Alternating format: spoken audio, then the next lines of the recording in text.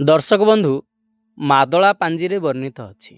षोडश शताब्दी रे जेतेबेले कलापाहाड़ जगन्नाथ मंदिर को आक्रमण करिथिला, सेवायत माने चतुर्धा मूर्ति को श्रीमंदिर लुचाई नहीं चिलिकार एक दीपरे रखिथिले।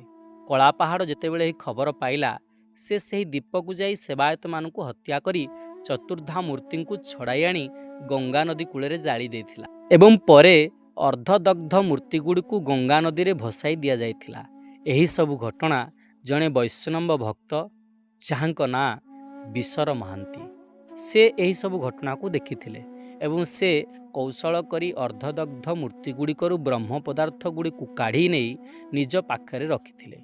परवर्ती समय रे कलिंग गजपति रामचंद्र देव को प्रभु स्वप्नादेश करी ब्रह्म पदार्थ को विशर महांती ठारू आनी नवनिर्मित चतुर्धा विग्रह रे रखी प्रभुंक नवकलेवर करने को निर्देश देते।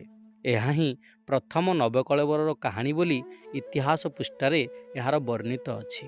तेणु जुगे जुगे जो नवकलेवर करा जाउछि, केवल प्रथम नवकलेवर एही ठारू ही आरंभ होइथिला बोली यह मादला पांजीरे वर्णित अछि।